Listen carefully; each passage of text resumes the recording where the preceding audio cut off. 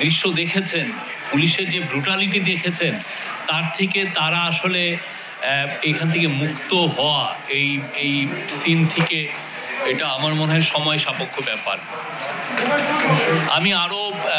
আমি ট্রিবিউট দিচ্ছি, আমি অবশ্যই খাটো করে দেখব না। বাংলাদেশের অনেক নিউজ পেপার, বেশ কিছু সাংবাদিক, নিউজ পেপার, তারা কিন্তু 1 থেকে 36শে জুলাই তাদের রোল খুবই ভালো ছিল। এটা অসহনীয় একটা পরিবেশে তারা থেকে 15 বছরের যে হাসিনা শাহীর যে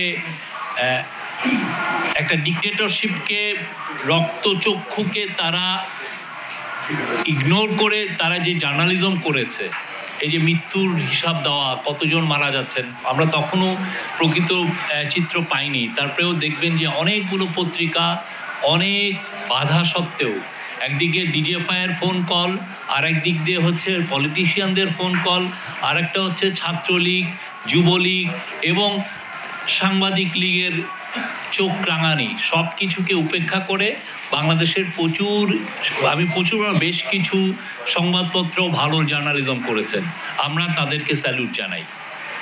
কিন্তু আমরা একটা জিনিস আমরা দেখেছি, সেটা হচ্ছে যে এই প্রচুর সংবাদপত্র, ওয়েবসাইট, এবং তার মধ্যে কেউ কেউ নিজেরা বলেন যে আমরা রেসপেক্টেড নিউজ ওয়েবসাইট, তারা আমরা দেখেছি তাদের রোলগুলো কি। সাংবাদিকতার একটা বড় জিনিস হচ্ছে আপনি কি রোল প্লে করেন, সেটা কিন্তু সবাই ডকুমেন্টেড করে ফেলে। আমি একটা নিঃশ্বাস ফেললাম, এই নিঃশ্বাস ফেলাটাও দেখবেন যে একটু পরে ডকুমেন্টেড হয়ে গেছে। আপনি আমার নামে কি লিখলেন, এটা ডকুমেন্টেড হয়েছে। আমাকে একজন কালকে এইটা বললেন, এটা ডকুমেন্টেড হয়ে গেছে। তো জার্নালিজমের একটা বড় সমস্যা হচ্ছে আপনি দালালি করবেন আর মানুষ ডকুমেন্টেড করবে না, এটা ভাইবেন না। আপনার প্রত্যেকটা দালালি খুব ভালোভাবে ডকুমেন্টেড হয়ে গেছে। আপনি কোথায়, আপনি যেই কাজগুলো করেছেন, দালালি তো শুধু 1 থেকে 36 জুলাই পর্যন্ত তো আর করেন নাই। আপনার দালালি শুরু হয়েছে সেই 2009 থেকে। আপনি বড় বড় ম্যাসাকারের বয়ান তৈরি করেছেন।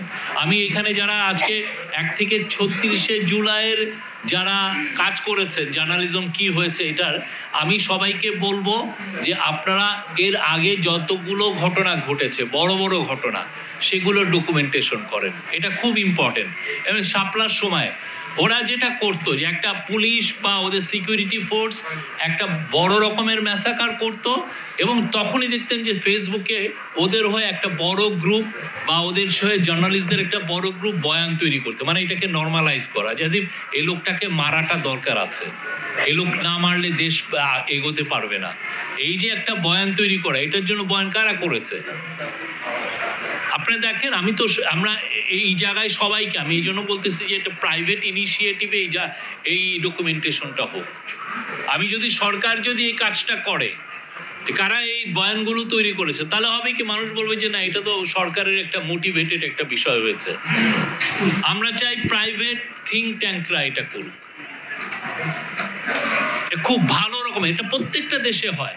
আপনি সেকেন্ড ওয়ার্ল্ড ওয়ারের পরে দেখেন, ওরা দেখেছে কারা কারা নাৎসিদের বয়ান কারা তৈরি করেছে, বা মুসোলিনির সময় দেখেন, বা স্পেনে ফ্রাঙ্কোর সময় দেখেন, কারা কারা তার হয়ে বয়ান তৈরি করেছে। খুবই স্পষ্ট, খুব ভালোভাবে ইউনিভার্সিটিগুলো, জার্নালিস্ট গ্রুপগুলো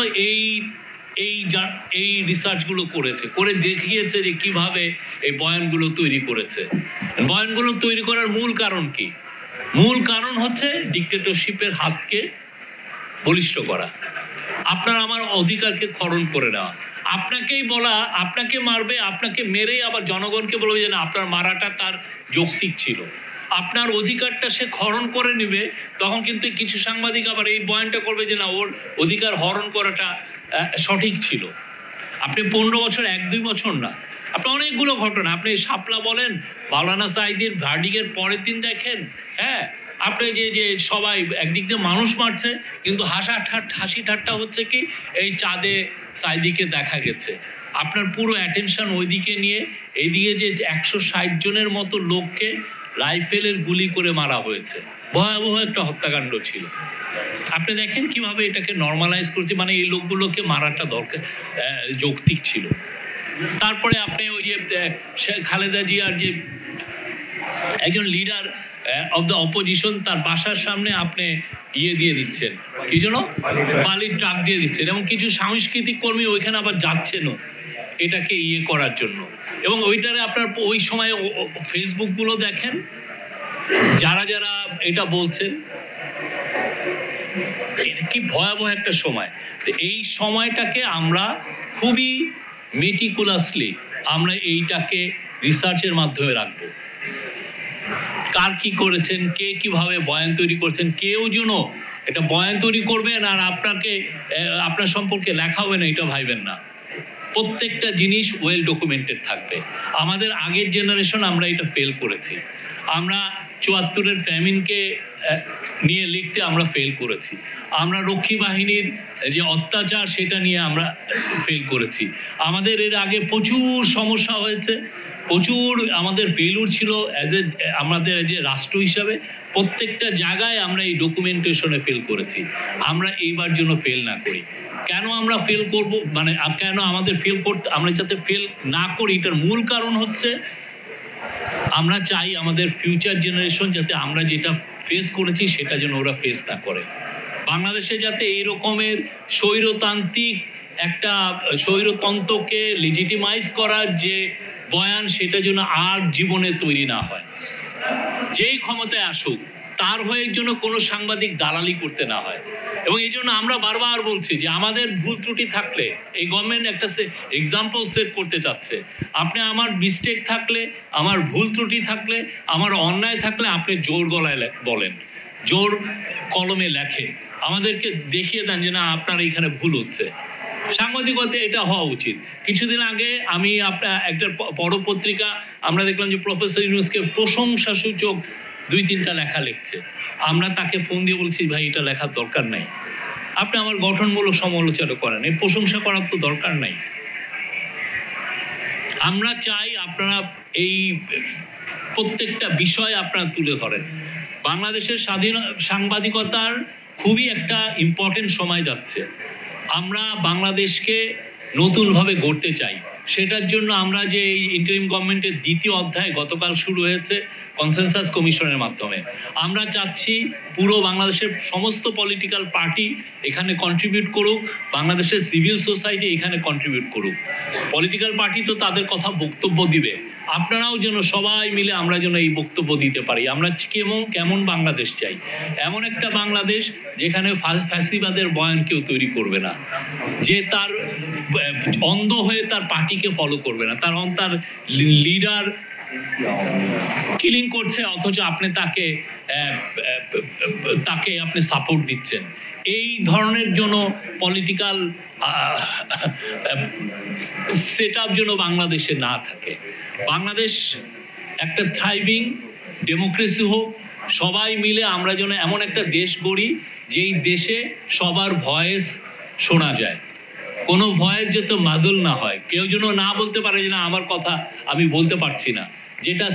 যেটা গত ১৫ বছরে হয়েছে, অনেক ভয়েসকে আমরা দেখেছি শোনা যায় নাই।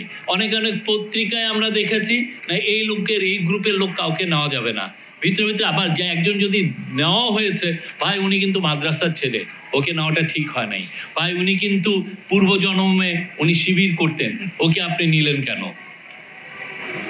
উনার মেধা কতটুক, উনি কি জার্নালিজম করেন, উনার লেখার পাওয়ার কতটুক সেটা মুখ্য বিষয় না। মুখ্য বিষয় হচ্ছে উনি ওই কাজ করেছেন, ওনার প্রাইভেট লাইফে কি পলিটিক্যাল পার্টি করেছেন, ছাত্র জীবনে কি করেছেন সেটা তখন মুখ্য হয়েছে। এবং এটার জন্য একটা পুরো গোষ্ঠী ছিল আপনাকে হাউন্ডিং করে, ওকে পচাও, অনলাইনে বলো। এটা আমি কত বছর ফেস করেছি আমার মনে নেই, আমার সেই ২০০৯-১০ থেকে আমি এটা ফেস করছি। অনেকে এখানে অনেক আছেন এটা ফেস করছেন। এই যে একটা আপনাকে এই যে এটাকে বলা হচ্ছে যে আমেরিকা এরকম একটা ছিল, এটাকে বলতো রেড টেরর। বড় বড় যারা সিনেমা রাইটার ছিলেন, বড় যারা সিনেমা তৈরি করতেন, ডিরেক্টর ছিলেন, এদেরকে বলা হতো পাবলিকলি, এদেরকে বলা হয়েছে এরা হচ্ছে কমিউনিস্ট সিম্পাথাইজার। এবং এদেরকে নাম বলে এটাকে ম্যাকার্থিজম বলে। আপনারা যদি পারেন একটু দেখে নিন ম্যাকার্থিজমের উপরে। ম্যাকার্থি এই লোকগুলোর বয়ান, এই লোকগুলো যেহেতু কমিউনিস্ট, এর কোনো কথা একে সামনে আনা যাবে না, এর কোনো পাবলিক ফোরাম দেওয়া যাবে না, এর কোনো সিনেমা কোথাও কে সম্প্রচার করতে পারবে না। আপনি তাকে একটা সোশ্যালি আইসোলেট করে ফেলবেন, তার কোনো ভয়েস, তার এজেন্সি সব আপনি কেড়ে নেবেন।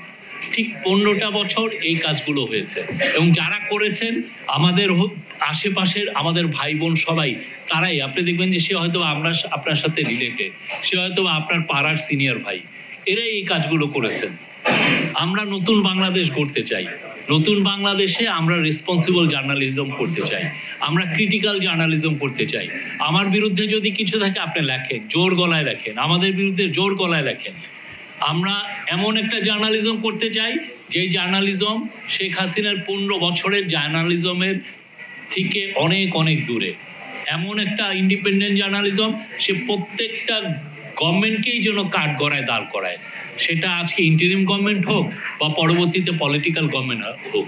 এমন একটা জার্নালিজম আসুক যেখানে কোনো জার্নালিস্ট যেন ইন্টিমিডিয়েটেড ফিল না করেন, যে না আমি ভাই ভয় আমি লিখতে পারছি না, আমাকে অনলাইনে আমাকে হ্যারেস করা হচ্ছে, বা আমার এই ধরনের কোনো পরিবেশ না থাকুক। এবং সেই বিষয়ে আমরা কিন্তু কাজও করছি। আপনারা দেখছেন যে আমরা একটা মিডিয়া কমিশন করেছি, এবং মিডিয়া কমিশনের রিপোর্ট আমরা আশা করছি এই মাসের শেষে পাবো।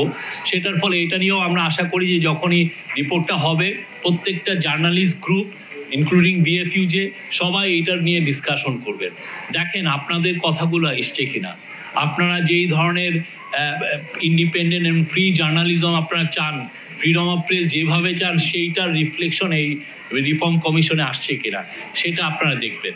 এবং আমরা আশা করি আমরা নতুন একটা মানে ফ্রি প্রেস পাবো, যেখানে সবাই অকুত ভয়ের মতো সবাই যে কোনো পাওয়ারফুল পিপলকে তারা যেন অ্যাকাউন্টেবল করতে পারেন, সেটা যত পাওয়ারফুলই হোক, সে আমি হই, আমাদের লিডার হোক, একটা পলিটিক্যাল পার্টির বড় পলিটিশিয়ান হোক, সবাইকে আপনি কাঠগড়ায় দাঁড় করবেন। এটা হচ্ছে জার্নালিজমের কাজ। এবং আমরা আবারও বলছি, আমরা 1 থেকে 36-এ যেটা হয়েছে আমরা প্রত্যেকটা ডকুমেন্টেশন করতে চাই। যারা যারা এখানে আমি শুধুমাত্র দেখলাম হচ্ছে টেক্সটের ডকুমেন্টেশন, টেক্সটের বাইরেও তো অনেকগুলো বয়ান তৈরি হয়েছে ইউটিউবে, অনেকগুলো বয়ান তৈরি হয়েছে টক শোতে, আমি নিজে দেখেছি। আমি দু একটা বড় টিভির কথা আমি বলতে পারি, আমার নাম বলছি না, তারা এসে বলছে যে এই স্টুডেন্টদেরকে বলতেছে টেরোরিস্ট। আপনি কখন একজনকে টেরোরিস্ট বলেন?